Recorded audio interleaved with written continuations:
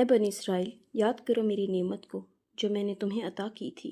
اور یقیناً میں نے تمہیں جہانوں پر فضیلت عطا کی تھی۔ اور ڈرو اس دن سے جب کوئی جان کسی جان کے کچھ بھی کام نہ آئے گی، اور نہ اس سے کوئی سفارش قبول کی جائے گی،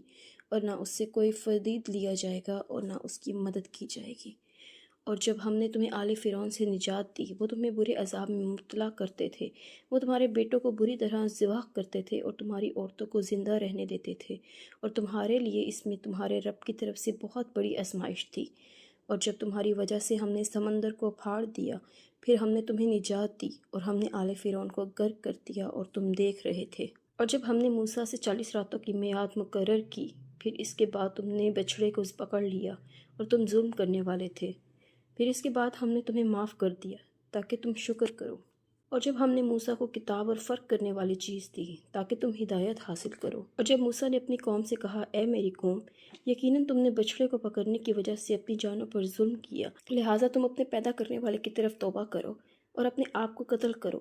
یہی تمہارے پیدا کرنے والے کے نزدیک تمہارے لیے بہتر ہے۔ پھر اللہ تعالیٰ نے تمہاری توبہ قبول کی، یقیناً وہی بے حد توبہ قبول کرنے والا نہایت رحم والا ہے۔ اور جب تم نے کہا، اے موسیٰ، ہم ہرگز آپ پر یقین نہیں کریں گے یہاں تک کہ ہم اللہ تعالیٰ کو اعلانیہ دیکھ لیں، تو تمہیں بجلی نے پکڑ لیا اور تم دیکھ رہے تھے۔ پھر ہم نے تمہاری موت کے بعد تمہیں اٹھایا تاکہ تم شکر کرو، اور ہم نے تم پر بادل کا سایہ کیا اور تم پر من و سلوہ نازل کیا، کھاؤ پاک چیزوں میں سے جو ہم نے تمہیں رزق دیا ہے، اور انہوں نے ہم پر ظلم نہیں کیا بلکہ وہ اپنی جانوں پر ظلم کرتے تھے۔ اور جب ہم نے کہا، اس بستی میں داخل ہو جاؤ، بس اس میں جہاں سے چاہو خوب کھاؤ، اور دروازے میں سے سجدہ کرتے ہوئے داخل ہو جاؤ اور کہو،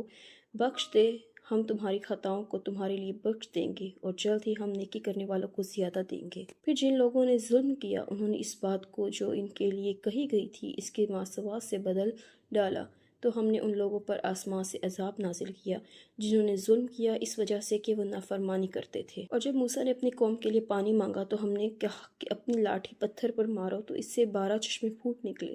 بلا شبہ سب لوگوں نے اپنے پانی لینے کی جگہ کو جان لیا۔ اللہ تعالیٰ کے رزق میں سے کھاؤ اور پیو، اور زمین میں فساد کرنے والے بن کر دنگا نہ کرو۔ اور جب تم نے کہا، اے موسیٰ، ہم ایک ہی کھانے پر ہرگز صبر نہیں کریں گے، لہٰذا اپنے رب سے دعا کرو کہ وہ ہمارے لیے اس میں سے وہ چیزیں نکالے جو زمین اگاتی ہے، اپنی سبزیوں میں سے، اور اپنی ترکاریوں، اور اپنی گندم، اور اپنے مسور، اور اپنے پیاز۔ موسیٰ نے کہا کہ تم ایک بہتر چیز کے بدلے میں کمتر چیز طلب کرتے ہو؟ کسی شہر میں اتر جاؤ تو یقیناً جو کچھ تم نے مانگا ہے وہ تمہارے لیے ہوگا۔ اور ان پر ذلت اور محتاجی مسلط کر دی گئی، اور وہ اللہ تعالیٰ کے غضب کے ساتھ لوٹے۔ یہ اسی وجہ سے ہوا کہ وہ اللہ تعالیٰ کی آیات کے ساتھ کفر کرتے تھے اور اللہ تعالیٰ کے نبیوں کو ناحق قتل کرتے تھے۔